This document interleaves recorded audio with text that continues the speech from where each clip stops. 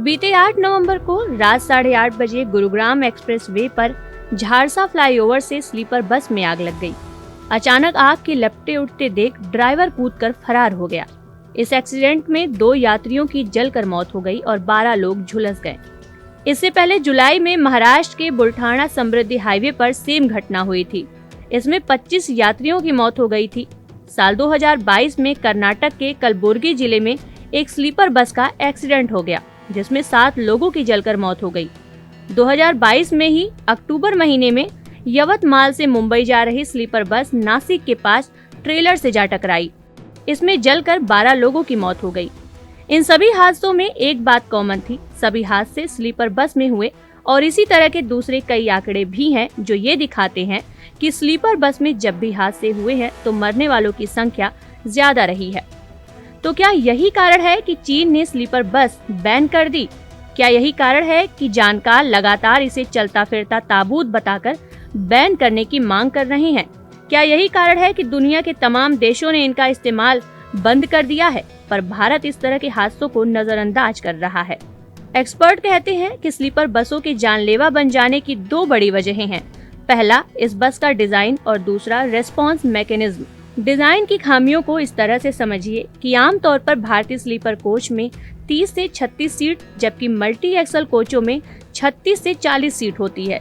इन सभी बर्थ की लंबाई लगभग 6 फीट और चौड़ाई 2.6 फीट होती है, जिससे यात्रियों को लेटने में सुविधा होती है। अब ये सोचिए, जब पूरी बस में ज्यादा जगह सीट ही कवर कर लेगी तो गैलरी में स्पेस कम हो जाता है। अब इस पतली गैलरी में कोई एक आदमी भी टेढ़ा होकर ही निकल पाता है। अब अगर इसी में हादसे हो जाते हैं तो एक साथ कई लोगों का निकलना नामुमकिन होता है, जिससे हादसे के दौरान ज्यादा कैजुअलिटी हो जाती है। इसके अलावा स्लीपर बसें इतनी ऊंची होती हैं कि यात्रियों के लिए इमरजेंसी विंडो या गेट तक पहुंचना मुश्किल हो जाता है। इसी दौरान राहत बचाव के लिए प्रयास करने वाले लोगों को भी कठिनाई होती है। उन्हें अंदर जाने या किसी को बाहर निकालने के लिए 8 से 9 फीट ऊपर चढ़ना पड़ता है। इस दौरान तक माहौल काफी बिगड़ जाता है। अब अगर रिस्पांस मैकेनिज्म की बात करें तो लंबी दूरी की स्लीपर बसें रात के समय ज्यादा यात्रा करती हैं, जिसके चलते ड्राइवर के थकने और झपकी आ जाने की संभावना पूरी होती है। इसके अलावा ओवरवर्किंग भी ड्राइवर को डिस्टर्ब करती है, जिसके चलते कंसंट्रेशन कम होना या चक्कर आना भी कॉमन समस्या है। अब अगर इन परिस्थितियों में हादसे हो जाते हैं तो पैसेंजर्स भी सोए रहते हैं, जिससे उन्हें एक्टिव होकर रिस्पॉन्स करने का मौका नहीं मिलता और जब तक पैसेंजर्स जागते हैं तब तक हादसे हानि की चरम सीमा तक पहुंच चुके होते हैं। खैर, लगातार इस मुद्दे को लेकर लोक परिवहन मंत्रालय को पत्र लिख रहे हैं। ड्राउजीनेस अलर्ट सिस्टम की मांग भी की जा रही है और इसकी उपयोगिता पर भी सवाल उठाए जा रहे हैं। इसके अलावा इस तरह की डिजाइन वाली बसों को बैन करने की मांग उठ रही है, लेकिन सरकार इसको लेकर पैसिव मोड में भी पड़ी है।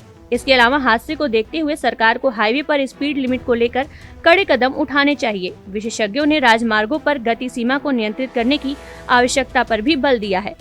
चलते चलते आपको बता दें कि स्लीपर बसों पर चीन 11 साल पहले ही बैन लगा चुका है। अमेरिका और ब्रिटेन ने भी इन बसों के दूसरे विकल्प तलाश लिए हैं, जबकि सिर्फ भारत पाकिस्तान में इसका इस्तेमाल जारी है। तो जब तक उचित मानकों के पालन के लिए कड़े नियम कानून न बनाए जाएं, तब तक स्लीपर बस में यात्रा करने से बचें और ज्यादा लंबी यात्रा में ट्रेन का उपयोग करें।